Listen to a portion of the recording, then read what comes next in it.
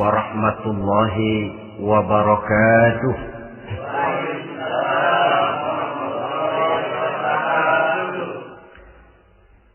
Alhamdulillahi rabbil alamin, wassalatu wassalamu ala ashrafil anbiya'i wal mursalin, sayyidina wa maulana Muhammadin wa ala alihi wa ashabihil mujahidin at-tahirin, amma ba'd. Saudara hadirin kaum muslimin rahimakumullah. Dalam kehidupan sehari-hari kita selalu berhadapan dengan dua hal yang berlawanan, dengan dua hal yang kontroversial kata orang sekarang, yang kita diharuskan memilih satu di antara kedua hal itu. Sejak kita bangun tidur sampai kita tidur lagi, selalu kita hadapi dua persoalan itu, yang benar dan yang salah, yang hak dan yang batil, yang pantas dan yang tercela, yang ma'ruf dan yang munkar. Persis seperti sebait lagu yang lagi ngepop dan banyak dinyanyikan anak sekarang, madu di tangan kananmu katanya, racun di tangan kirimu. Tapi saya pikir-pikir, bagaimanapun kalau cuma sekedar madu di tangan kanan, racun di tangan kiri, adresnya jelas. Yang repot kalau kita sudah tidak tahu lagi mana yang madu, mana yang racun. Lebih celaka lagi di zaman sekarang, banyak racun mereknya madu. Kita terpedaya, kita terpesona, kita terpukau oleh racun yang bermerek madu ini. Kita minum dia, yang akibatnya rawan di dalam kehidupan kita. Sangat banyak racun-racun yang terpancang di sepanjang perjalanan hidup kita ini. Dan dua di antara racun kehidupan itu akan kita bicarakan pada pertemuan kali ini, yakni arak dan judi, minuman keras dan judi.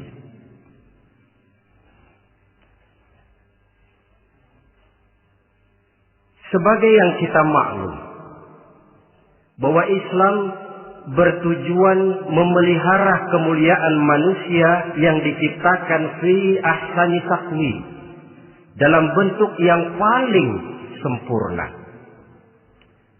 Arak atau minuman keras jelas merupakan hal yang merusak dari berbagai aspek kehidupan.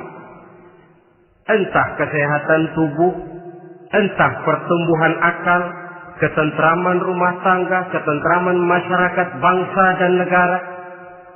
Cobalah sejenak kita adakan penyelidikan. Kalau masuk kita ke dalam penjara, melihat sel-sel di sana, berapa banyak yang mendekam di sel karena urusan minuman keras.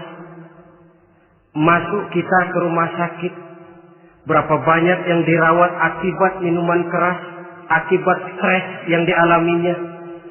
Berapa banyak rumah tangga berantakan, berapa banyak pembunuhan terjadi, pemerkosaan terjadi akibat daripada minuman keras ini.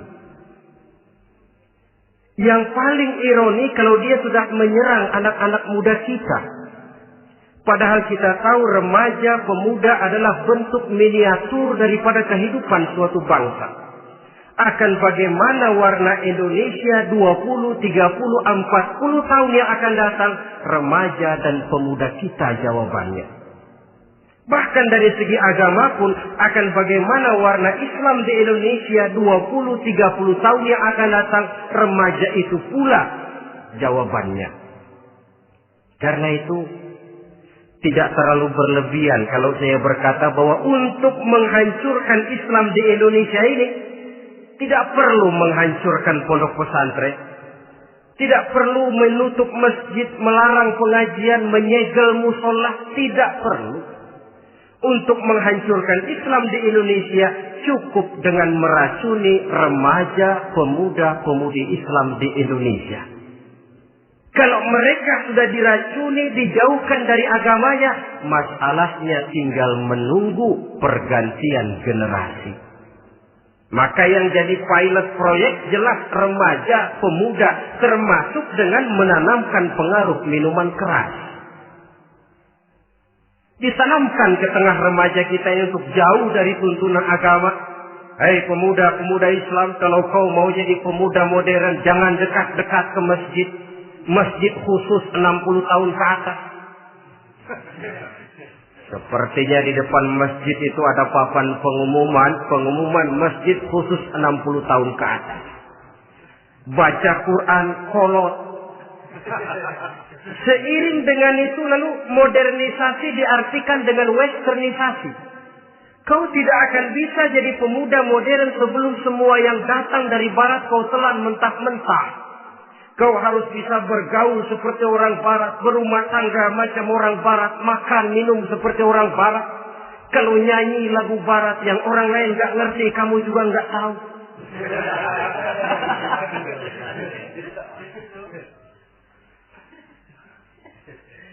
Anutlah itu free love yang pada gilirannya akan mengarah kepada free sex alias samenleven. Isaplah itu ganja, morfin, narkotik. Jikalau sudah terlena kita dengan itu, maka kehancuran suatu bangsa sesungguhnya sudah dimulai. Penyakit minuman keras ini bukan cuma penyakit zaman ini. Masyarakat yang dihadapi oleh Rasulullah Sallallahu Alaihi Wasallam 14 abad yang lalu juga masyarakat yang kemaruk dengan minuman keras.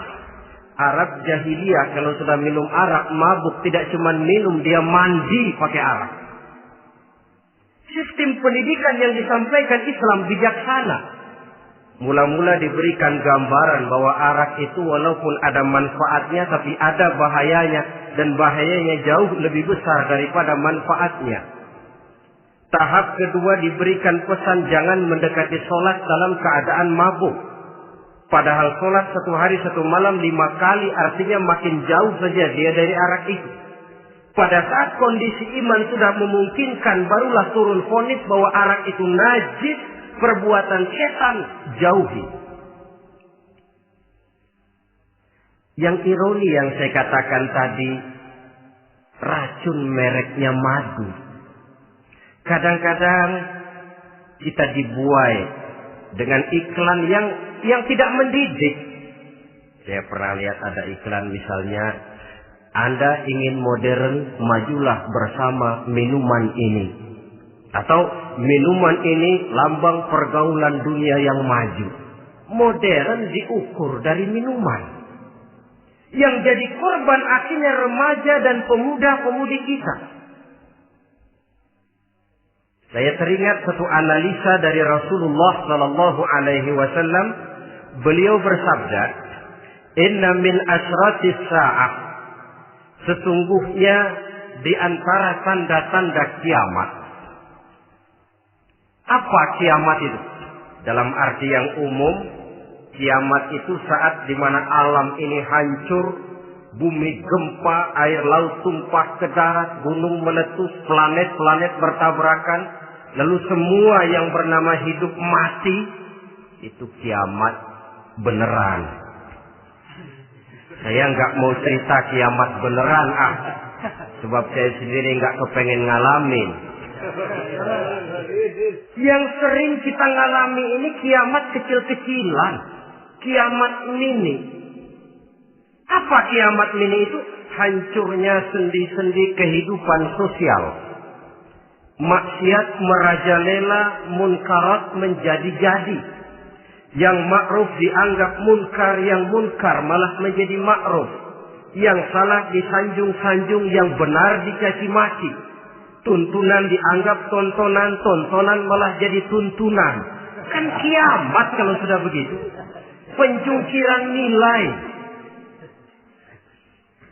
Kenapa hal semacam ini bisa terjadi? Penyebabnya kata Nabi, pertama ayyurfa'al ilmu. Ilmu diangkat oleh Allah. Bagaimana cara Allah mengangkat ilmu dan apa maksudnya itu? Allah mengangkat ilmu itu, saudara, caranya pertama dengan mewafatkan ulama. Makin banyak ulama wafat, makin banyak ilmu ditarik. Yang kedua, kurangnya minat orang untuk belajar agama. Kalau sudah klop macam itu, artinya agama sudah disudutkan ke pojok-pojok kehidupan. Agama cuma sekedar tinggal dekorasi. Agama cuma seminar, cuma kongres, cuma muktamar. Tapi bahwa agama merupakan realita dalam kehidupan, itu tidak pernah terwujud. Kalau ulama sudah tiada, minat orang belajar agama berkurang, maka ajaran Allah tidak lagi didenungkan orang. Dikala itu, wa yuzharul jahlu, akan muncullah kebodohan. Nampak kebodohan di mana-mana. Muncul permissive society, masyarakat yang merasa boleh hidup dengan kaidah serba boleh. Tidak ada halal, tidak ada haram. Tidak ada hak, tidak ada batil. Semuanya serba boleh.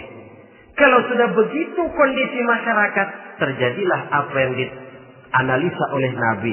Dikala itu, wayabsu zina. Zina dikerjakan berterang-terangan. Orang sudah tidak punya malu. Hidupnya sudah pakai prinsip punya kuping kebo. Punya muka tembok. Punya kulit badak. Kalau juga dikasih tahu, malu dong kau tinggal serumah belum nikah. Malu sama siapa? Masyarakat. Allah, masyarakat cuek aja.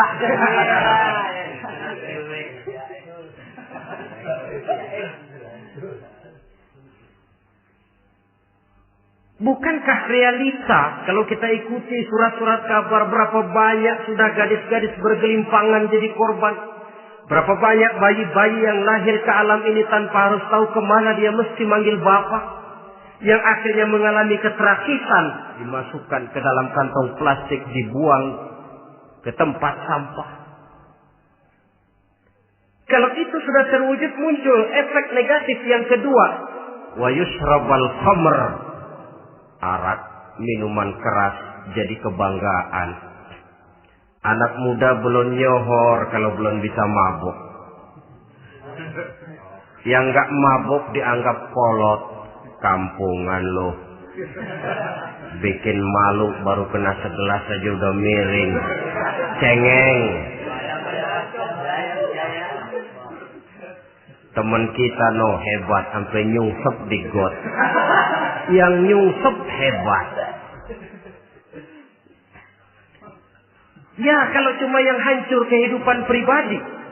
Tapi kalau sudah menyangkut masa depan, yang berarti masa depan suatu generasi adalah merupakan masa depan daripada suatu bangsa. Begitu kerasnya Islam ini melarang minuman keras. Sampai bukan cuma sekedar meminumnya saja yang diharamkan, tetapi juga dilarang mengimportnya, memproduksinya, membuka warung yang menjual minuman keras atau bekerja di tempat penjualan minuman keras. Ada juga yang nyerempet-nyerempet, Pak, kalau sedikit kan nggak apa-apa, nggak mabuk ini. Nah, saya ingatkan hadis Nabi diriwayatkan oleh Imam Ahmad, Abu Daud dan Turmuzi. Nabi bersabda, "Ma askara katsiruhu faqaliluhu haramun." Apa yang banyaknya menyebabkan mabuk, sedikitnya pun tetap haram hukumnya.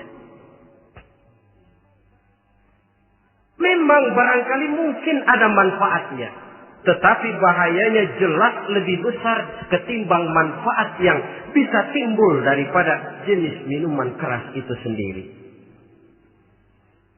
Dalam hadis lain Nabi pesankan, "Man kana yu'minu billahi wal yaumil akhir fala yaq'udu ala ma'idatin taduru 'alaiha al-khamru. Siapa yang beriman kepada Allah dan beriman kepada hari akhirat, jangan dia duduk di dalam satu pertemuan yang di dalam pertemuan itu diedarkan minuman keras. Masuk ke dalam lingkungan macam itu saja tidak diperkenankan. Kenapa? Asyariku fi syarri syarru. Bersekutu dengan kejahatan, jahat juga hukumnya. Semalam kamu mabuk ya? Enggak, temen. Saya cuma ngebeliin aja kok. Apalagi ngebeliin.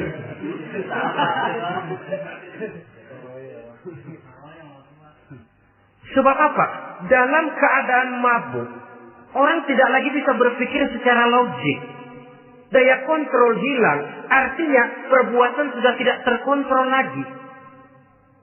Yang pertama. Yang kedua, IQ tidak akan tumbuh dan berkembang secara normal seperti yang kita harapkan.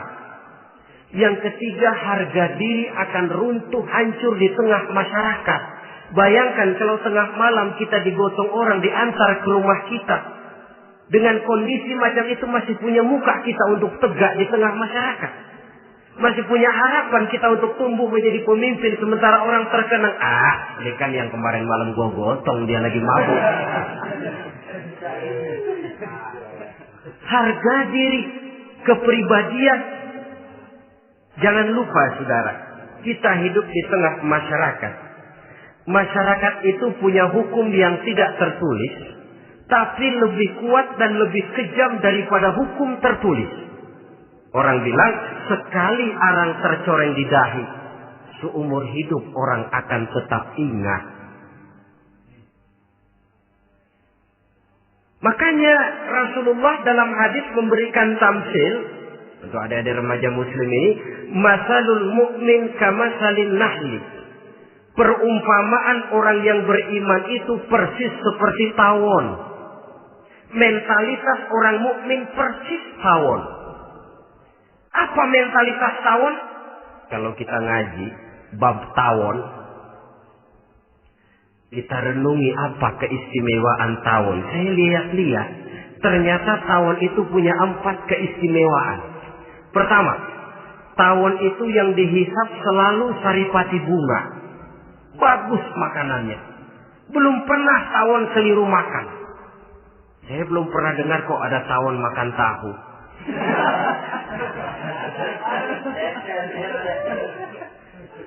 Yang dimakan selalu saripati bunga. Artinya apa? Orang mukmin perutnya itu perut selektif. Yang dimakan yang baik-baik, yang diminum yang baik-baik. Yang baik menurut agama itu adalah yang halal, thayyibat. Perutnya selektif, bukan perut asbab. Kalau asbab untung apa saja masuk ke dalamnya. Tapi mukmin perutnya ini selektif. Daging kambing masuk, tahu masuk, kangkung masuk, kodok minggir. Air kelapa minum, kopi minum. Tapi kalau sudah berbau minuman keras, minggir. Sebab apa? Makanan dan minuman yang kita masukkan ke dalam perut besar ini akan digiling dalam perut besar, akan melahirkan energi, menggerakkan sel-sel pembuluh saraf. Kalau makanan dan minuman itu terdiri dari yang haram, energi yang ditimbulkan olehnya energi yang haram, mempengaruhi sel-sel pembuluh saraf. Orang akan cenderung berpikir yang haram kalau terlalu sering memakan makanan haram. Kalau sudah berpikir kepada yang haram, perbuatan pun akan mengarah kepada yang haram juga. Contoh kecil aja dah. Ada nggak maling mikirin majelis taklim? Karena yang dimakan lebih banyak yang haram, yang dipikir paling-paling nanti malam rumah siapa lagi nih ya? Sudah mengarah ke sana.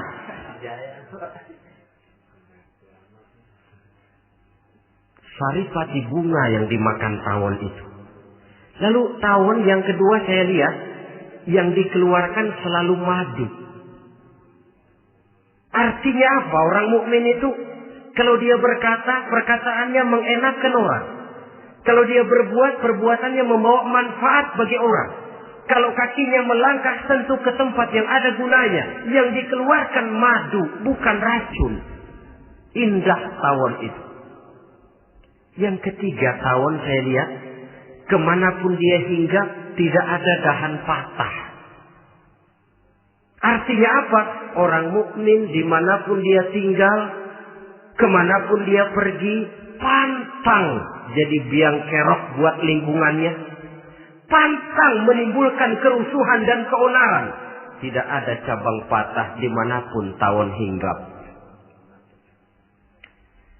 Tapi juga yang keempat, saya lihat-lihat tawon itu, jangan coba-coba diusik. Satu kali dia diusik, kemana orang lari? Nyilem masih ditungguin. Tawon. Tapi kalau nggak diusik, nggak ada tawon usil ke pasar nyariin orang. Ketika dia diusik, inilah saatnya saya harus mempertahankan kehormatan diri saya. Dia pun bangkit. Artinya apa? Orang mukmin tidak boleh nyari-nyari musuh. Tapi ketemu musuh tidak boleh lari. Musuh jangan dicari, bertemu pun jangan lari. Mentalitas orang mukmin seperti tawon. Yang dimakan baik, yang dikeluarkan baik. Kemana dia tinggal tidak menimbulkan keonaran buat masyarakat, tapi juga sanggup menjaga dan mempertahankan kehormatan dirinya. Kalau konteksnya dengan masalah yang sedang kita bicarakan, minuman keras. Saya katakan tadi, kita kadang-kadang salah pilih, tertipu oleh racun yang bermerek madu. Ada minuman empuk, nyari yang keras. Salah pilih. Ketahuan orang bikin pel buat anjing. Manusia yang nelen. Akhirnya miring kayak anjing.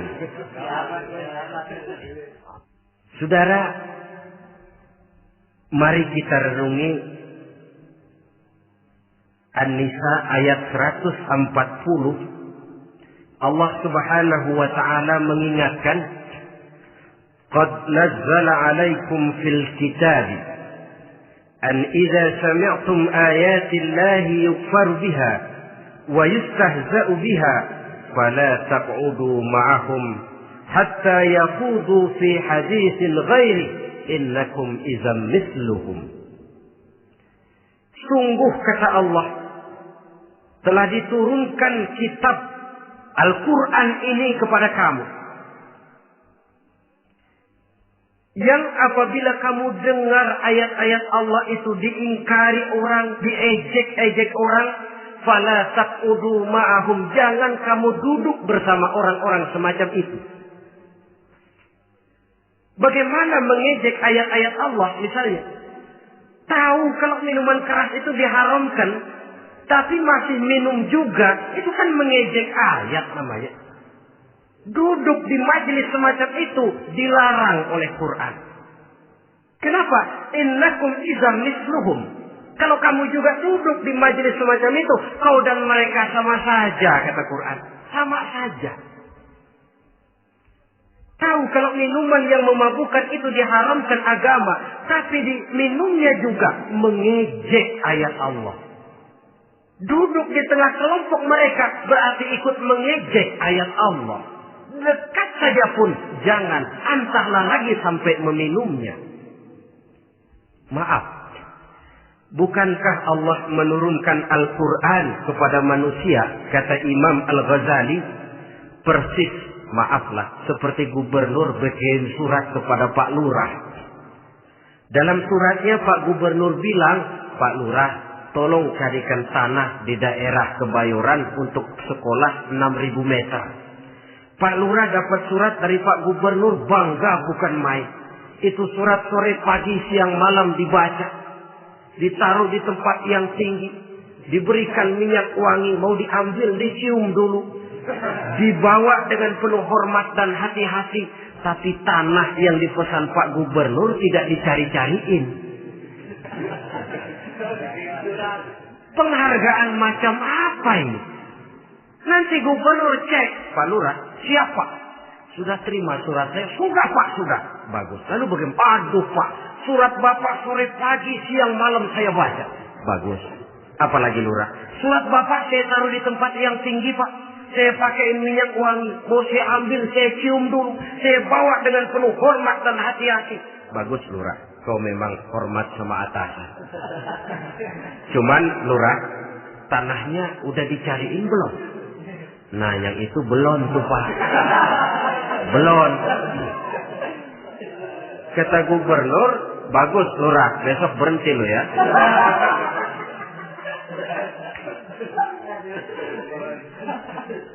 Membacanya memang penting. Al-muta'abbad bitilawatihi. Beribadah dari sebab membacanya. Tapi setelah kita baca, kita tahu isinya. What next? Mau apa kita dengan isinya itu? Jangan yang kita baca, kita injak-injak. Itulah ironinya. Bagaimana Quran itu mau membawa keberkahan dalam hidup ini. Kalau yang kita baca sering kita injak-injak. Dalam kehidupan kita baca ayat. Wa ahallallahu al-bai'a wa harrama riba.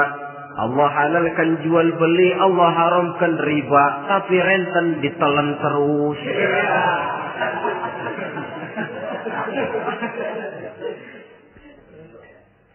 Kita baca ayat wa'tasimu bihablillahi jami'an wa la tafarraqu.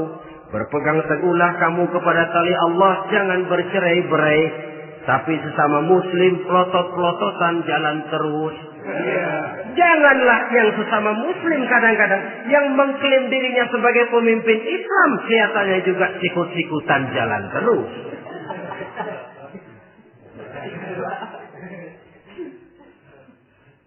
Sehingga tidak heran kalau orang bilang di bawah ngamalin ayat kursi sudah sampai di atas ayat hilang, tinggal kursi saja yang diamalin. Ironi dan menyedihkan. Perjalanan panjang memang saatnya kita menunggal dengan Al-Quran ini. Tetapi prosesnya memang harus kita mulai dari sekarang. Perkara kapan proses ini selesai, itu bukan masalah kita. Tapi bahwa kita sudah memulai suatu proses, itulah yang diharapkan. Hadirin yang saya hormati. Oleh karena kerasnya peringatan Islam terhadap minuman keras.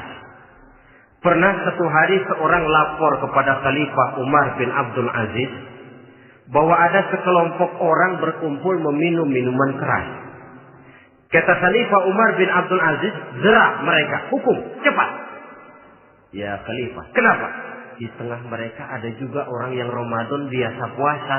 Begitu, iya, yang biasa puasa duluan hukum. Kenapa? Mengerti memang lebih besar resikonya daripada tidak mengerti. Kalau yang tidak mengerti dilatar belakangi oleh kebodohan, barangkali masih bisa ditolerir, masih bisa dimaklumi. Ini toh sudah tahu mau puasa, kenapa berkumpul di majelis yang ada minuman keras? Tapi memang kelompok ini kan memang selalu ada. Kita lihat dalam masyarakat itu kan ada 4 kelas. Pertama, ada orang yang tahu perintah dan tahu larangan. Ini the first class, kelompok terbaik. Perintah tahu, dia kerjakan. Larangan tahu, dia jauhi. Ini orang terbaik. Yang kedua, ada orang tahu perintah tapi tidak tahu larangan. Perintah tahu, larangan tidak tahu. Sholat mau, puasa mau, zakat fitrah bayar. Nyolong mau, mabuk ayo. Perintah tahu tapi larangan tidak tahu, akhirnya semua dikerjain. Barangkali yang rada bingung malaikat bagaimana nyatatnya ini. Kotor absen. Gelas yang ada di hadapan saya ini, kalau semua diisi air putih macam ini, kan jelas bisa diminum orang.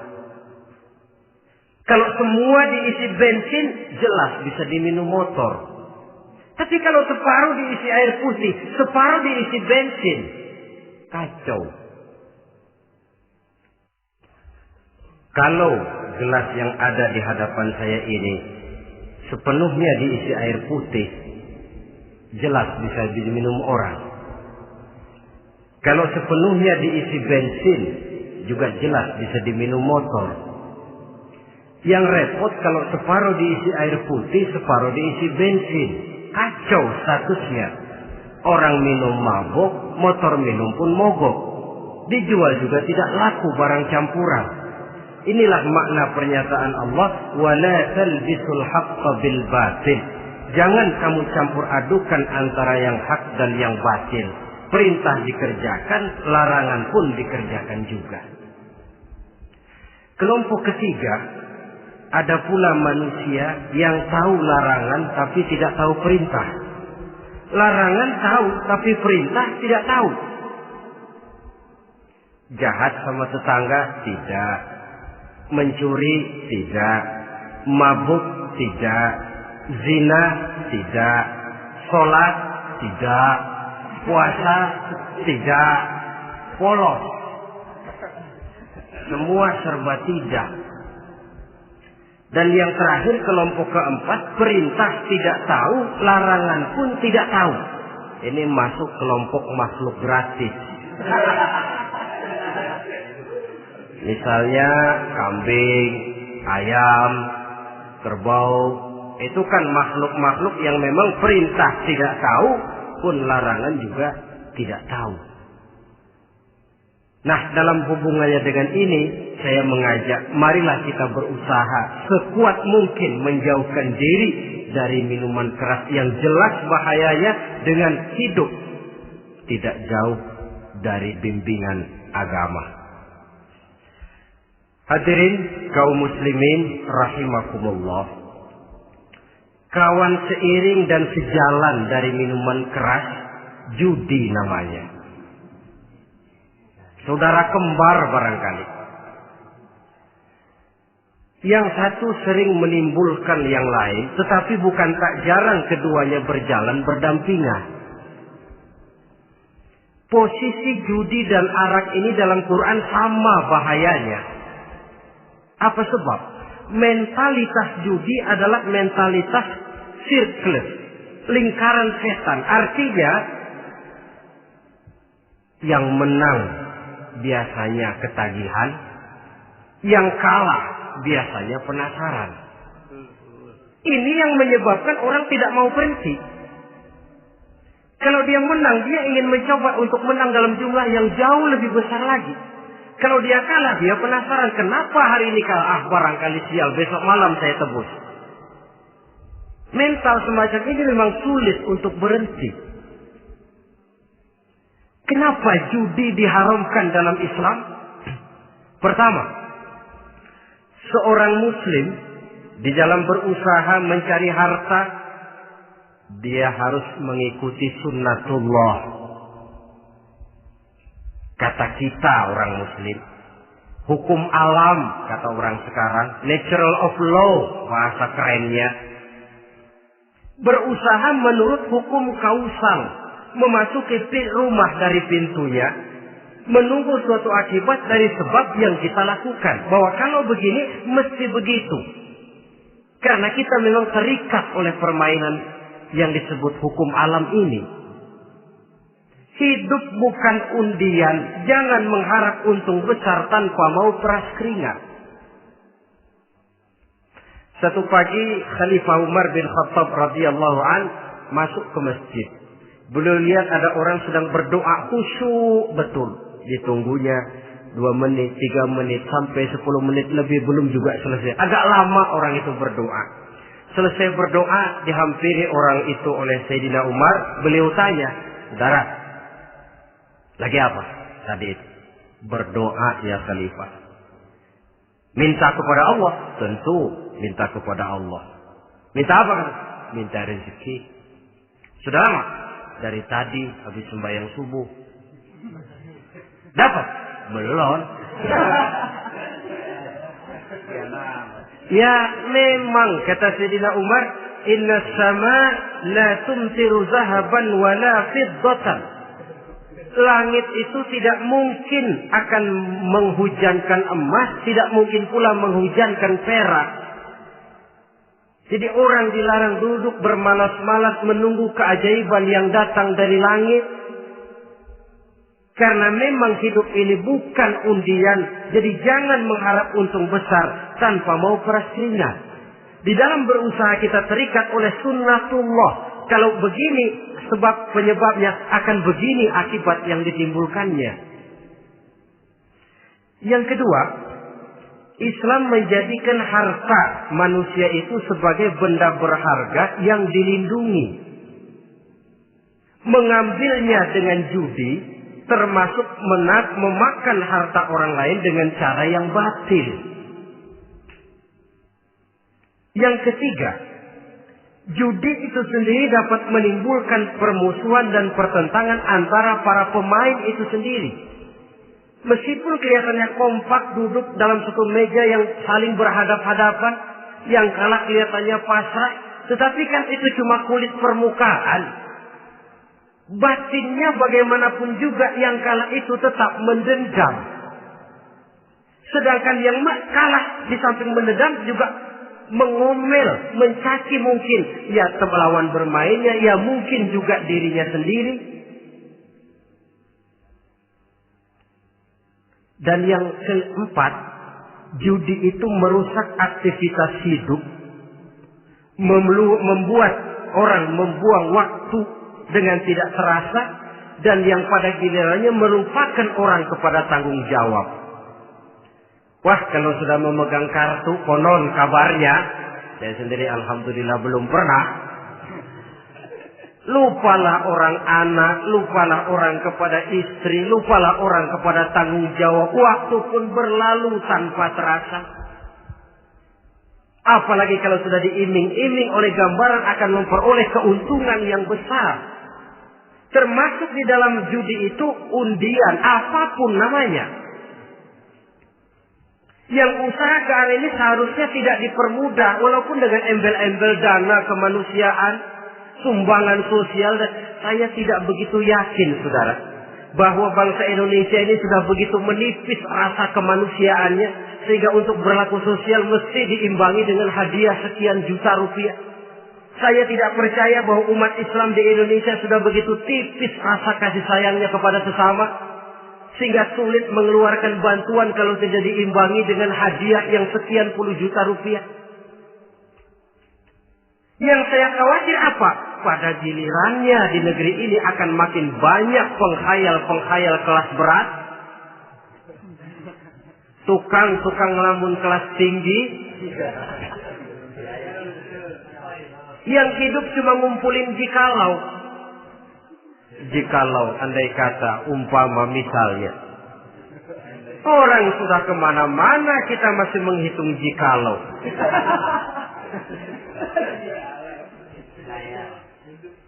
Orang boleh saja mengharap burung terbang tinggi, tapi punai di tangan jangan dulu dilepas. Artinya idealisme silahkan terbang setinggi langit, tapi kaki harus tetap berpijak di alam realita. Bahwa memang lebih baik makan singkong dalam kenyataan daripada makan roti tapi ngimpi.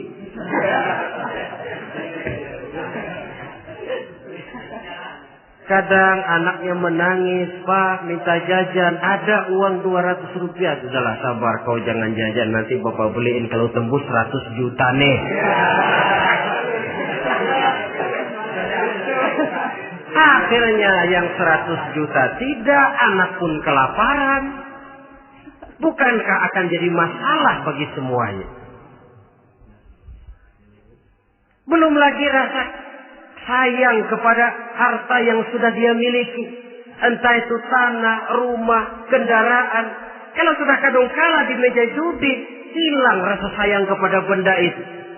Ada rumah-rumahnya dilelang, ada kendaraan-kendaraan jadi taruhan. Ada jam tangan pun copot tanpa terasa. Maka berapa banyak rumah tangga berantakan, istri minta cerai, orang jadi nekat merampok. Orang jadi nekat mencuri, korupsi kalau dia pejabat. Akibat apa ini? Pengaruh yang namanya judi. Saudara kaum muslimin, ma'asyiral muslimin rahimakumullah. Itu sebabnya di dalam surah Al-Maidah ayat 90 Allah menekankan, innamal khamru wal maisir wal ansab wal azlam rijsun min amali syaitan fajtanibuhu la'allakum tuflihun. Sesungguhnya arak, judi, berhala, mengundi nasib itu rijsun. Ya Allah, jarang benar Quran menggunakan kalimat rijsun. Rijsun ini sudah merupakan puncak kekotoran. Bapak moyangnya najis, itu rijsun. Rijsun, kotor. Sudah kotor ditambah pula min amali syaitan, pekerjaan setan. Wajtanibuhu, jauhi. Jangan sampai main, dekat saja tidak boleh, jauhi. La'allakum tuflihun, jikalau kamu mau menjadi orang-orang yang beruntung. Sejarah tidak pernah mencatat ada orang jadi miliuner karena judi. Sejak David Rockefeller sampai Aristotle Onassis, orang-orang kaya top di dunia, mereka kaya bukan karena judi, tapi karena kemauan peras keringat banting tulang, mau memulai sesuatu dari kenyataan yang real di depan mata. Sebab apa? Hidup ini memang perjuangan. Janganlah kita ingin hidup dengan satu prestasi, ingin tetap hidup seperti apa adanya sekarang ini saja, toh kita harus berjuang. Apalagi ingin hidup lebih baik, lebih terhormat, lebih mudah. Hidup perjuangan. Perjuangan berarti pengorbanan. Berani hidup artinya berani berjuang. Berani berjuang maksudnya rela berkorban. Takut berkorban, jangan berjuang. Tidak mau berjuang, berhenti hidup. Itu logika. Dan bagaimanapun saya yakin lebih baik berkorban daripada menjadi korban. Kalau sekarang kita berkorban, peras keringat, banting tulang, berusaha secara sunnatullah untuk menghidupi anak, istri, keluarga, pada satu saat kita tidak akan menjadi korban kebrutalan anak-anak kita sendiri. Kalau mereka dibesarkan dan tumbuh berkembang oleh hasil yang diperoleh dari meja judi. Ayat 91 Al-Maidah ini lebih memperkuat lagi. Kalau itu arak, judi, berhala, mengundi nasib adalah perbuatan setan, sebenarnya setan mau apa sih? Ayat 91 menegaskan, innama yuridu syaitanu ayyuqi'a bainakumul adawata wal baghdha'a fil khamri wal maisir. Yang dimaui setan itu tidak lain supaya dengan arak dan dengan judi timbul rasa permusuhan, sikap memusuhi, saling marah di antara kamu. Coba, biasanya dalam meja judi sudah loyo, waktu juga sudah berlarut-larut. Yang menang mau berhenti, apa yang kata yang kalah? Berhenti dah, gua wacok loh. Enak bener, gua lagi kalah lu berhenti. Coba, kira-kira kapan akan selesai permainan? Akan timbul permusuhan, akan timbul rasa dendam, kesumat yang ditanamkan oleh setan. Karena memang baik arak, baik judi, baik berhala, baik mengundi nasib, itu semua permainan-permainan setan yang diberikan kepada kita untuk kita ikut andil bermain di dalamnya. Tatkala kita ikut terkena jerat setan, tertawalah mereka. Kenapa? Oh, makin banyak teman saya di neraka. Maaf, setan itu kan sudah tahu vonisnya. Ketika dulu di dengkotnya yang namanya iblis terusir dari surga, itu bikin semacam perjanjian dengan Allah. Tuhan, kenapa iblis? Gara-gara Adam saya terusir dari surga. Maka sejak saat ini Adam dan seluruh keturunannya adalah musuh bebuyutan saya. Saya akan gelincirkan mereka dari jalan. Silahkan iblis, goda mereka. Tapi kau tidak akan mungkin bisa menggoda mereka kalau hamba-hambaku itu menjadi hamba yang ikhlas. Hanya hambaku yang ikhlas yang tidak mungkin kamu goda. Yang lain barangkali bisa. Sejak saat itulah iblis memproklamirkan permusuhan. Dan dia sudah tahu betul vonisnya neraka. Tugas dia sekarang bagaimana mengumpulkan teman sebanyak-banyaknya ke dalam neraka. Hamba Allah saja yang tidak tergelincir kepada minuman keras dan judi.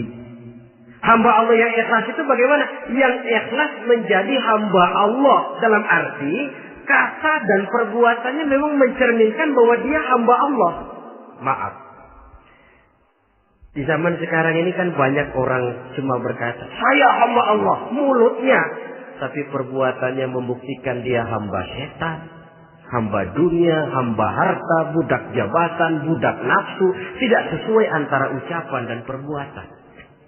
Sebab itu kata-kata hamba Allah kalau keluar dari mulut manusia itu murah. Soalnya ngaku siapapun bisa. Tapi diakui atau tidak, ini yang kita belum tahu. Ada juga orang berdalih, saya kan masang kalau dapat nanti mau nyumbang masjid. Barangkali aja kalau nyumbang masjid disoriin dikit sama Tuhan.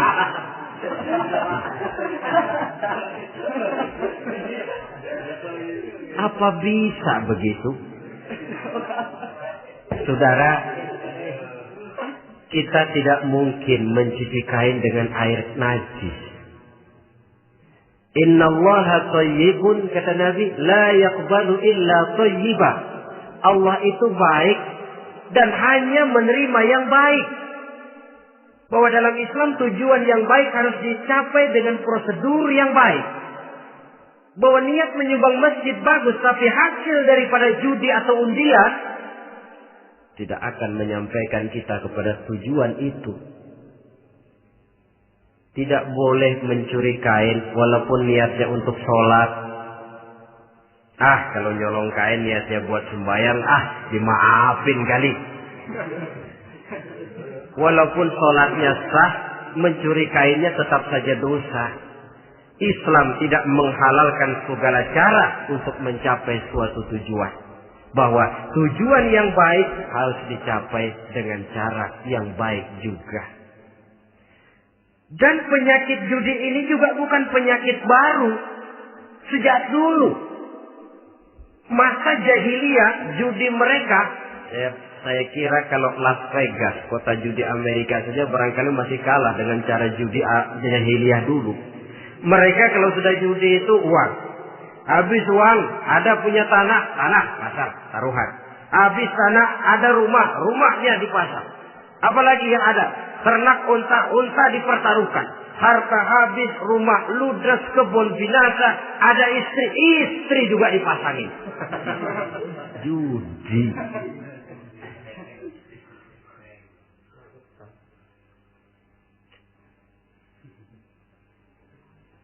Kita sebagai muslim oleh Al-Quran dijelaskan orang yang mempunyai dua tujuan hidup.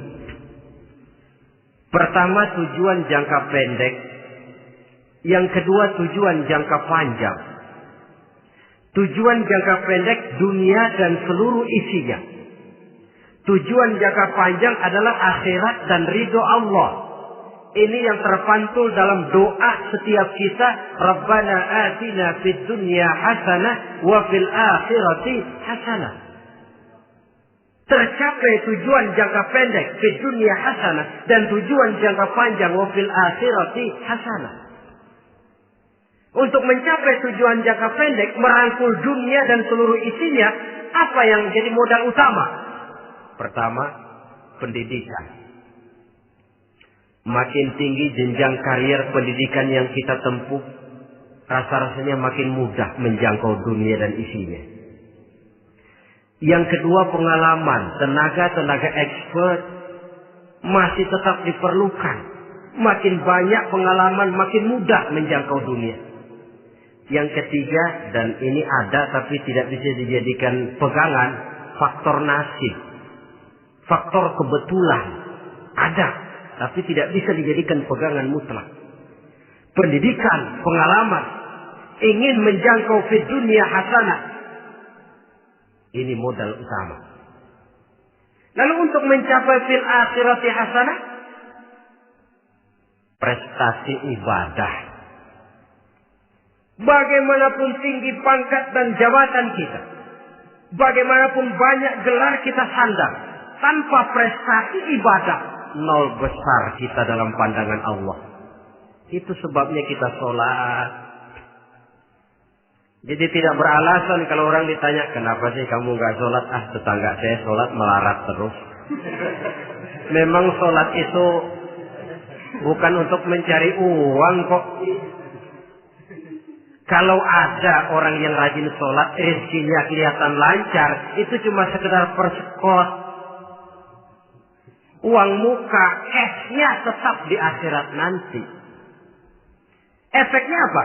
Karena kita punya tujuan jangka panjang, mengharap ridho Allah di akhirat. Cara kita mencapai tujuan jangka pendek dibatasi oleh pertanyaan, Allah ridho apa enggak? Kita cari uang, tapi pertanyaan pokok, Allah ridho enggak cara ini? Kita mengejar kedudukan, tapi Allah ridho enggak dengan cara ini? Ini yang menyebabkan kita lantas tidak lalu menghalalkan segala cara. Yang penting tujuan tercapai cara apapun halal. PKI. Kan cuma PKI yang berprinsip asal tujuan tercapai cara apapun halal. Dan kita sudah sepakat PKI dan seluruh ajarannya tidak berhak hidup di bumi Pancasila ini. Cuma jangan sekedar PKI-nya dikutuk tapi ajarannya dipakai.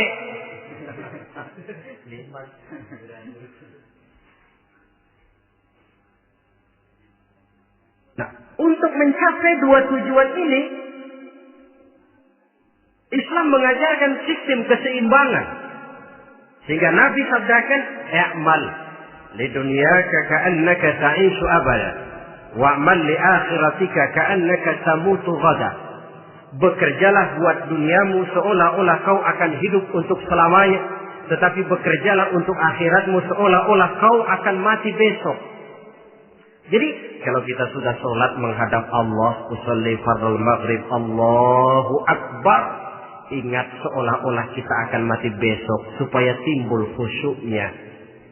Tapi kalau kita sudah bekerja, kuliah, belajar di tempat tugas, ingat seolah-olah kita akan hidup selamanya supaya timbul gairah kerja. Jangan dibalik. Di kantor ingat mati, lemas terus. Ngapain kerja sungguh-sungguh bakalan mati. Lagi sholat ingat Duta Merlin, Altiron Plaza, ya kacau. Salah pasang, tidak pada tempatnya. Untuk mencapai fi dunya hasanah ini, Islam mengajarkan tempuh jalur yang mengikuti sunnatullah. Itu yang dihargai oleh agama. Terikat oleh hukum kausal bahwa kalau ini yang saya usahakan hasilnya akan begini. Perkara nanti hasil tidak seperti yang kita harapkan, baik sangkalah kita kepada Allah. Sebab kita tidak tahu rahasia apa di belakang itu. Kadang orang mengeluh, habis saya rajin sholat tapi rezeki seret, berhenti aja dah. Kita tidak tahu rahasia di belakang itu. Pernah, hadirin, satu hari seorang petani, dia selesai bekerja di ladang, istirahat. Dia tidur di bawah sebuah pohon beringin. Di sebelah pohon beringin itu ada pohon labu. Dia berpikir, kalau saya lihat-lihat Tuhan nggak adil katanya. Masa pohon beringin pohonnya besar, buahnya kecil. Pohon labu pohonnya kecil, buahnya gede. Tuhan bukan arsitek ulung ini.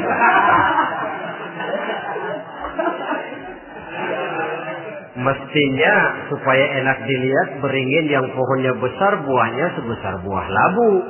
Pohon labu yang pohonnya kecil buahnya kecil saja sebesar buah beringin. Tidak adil Tuhan. Baru dia selesai berpikir Tuhan tidak adil, jatuh sebutir buah beringin tepat menimpa hidungnya. Dia terkejut. Astagfirullahaladzim. Kalau begitu saya sadar katanya, Tuhan benar-benar adil. Coba kalau buah beringin segede buah labu. Waduh, kayak apa muka saya ini?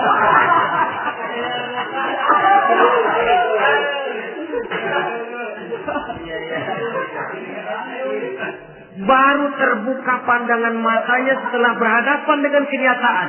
Baru keluar respek. Allah benar-benar adil.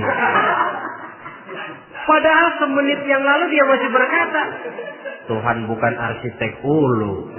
Tapi semenit kemudian setelah berhadapan dengan kenyataan yang real dia hadapi, Allah benar-benar adil.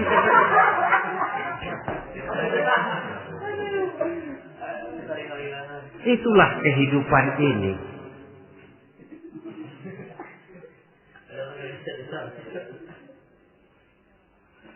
Saudara hadirin yang saya hormati, karena itu baik arak, baik judi, dua-duanya merupakan bahaya laten yang tidak hanya mengancam kehidupan agama, tetapi juga masyarakat, bangsa dan negara, apalagi kalau sudah jatuh kepada generasi penerus.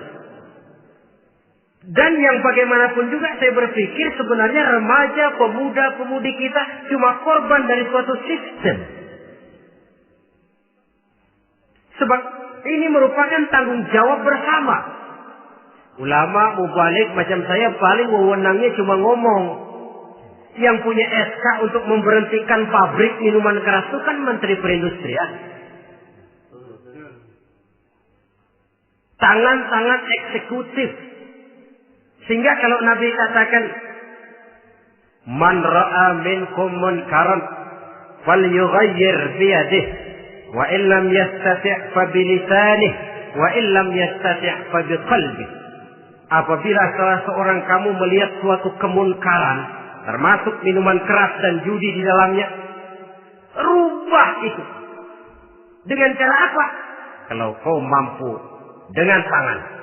Artinya power, kekuatan. Kalau dengan tangan tidak mampu, ini orang kalau gue pukul gue yang melintir nih. Umpamanya, fabilisan nih, dengan lidah ngomong. Mas, saya senang sampean tinggal di sini, kampung kami tambah warga, tapi tolonglah jangan bawa pengaruh yang tidak baik. Kalau ternyata bicara pun tidak berani, fabiqalbi, cukup dalam hati, sekurang-kurangnya tidak ikut membenci kemungkaran dalam hati, itulah kadar iman yang paling lemah. Ini secara umum. Tapi kalau hadis ini kita mau adakan semacam, katakan description of job, bahasa kerennya, kita adakan pembagian tugas. Siapa yang harus merombak kemungkaran dengan power? Penguasa, pemerintah, sebab dia punya aparat. Siapa yang merombak kemungkaran dengan lidah? Ulama, kiai, mubalik, ngomong. Siapa yang hanya merubah kemungkaran dalam hati? Kita umumnya rakyat lemah ini. Yang mau ngomong gak berani, tapi hati pegel. Nah, kalau sudah ada pembagian tugas semacam itu, insya Allah masing-masing akan berjalan pada relnya, dan pada akhirnya selamatlah kita, bangsa Indonesia, umat Islam pada khususnya, dari bahaya, baik bahaya minuman keras maupun bahaya judi. Menyelamatkan bangsa, dan yang lebih lagi menyelamatkan masa depan kita. Sekianlah saudara pertemuan kita pada saat ini. Mudah-mudahan ada manfaatnya. Terima kasih atas segala perhatian. Mohon maaf atas segala kekurangan. Usikum wa nafsi bitaqwallah. Wassalamualaikum warahmatullahi wabarakatuh.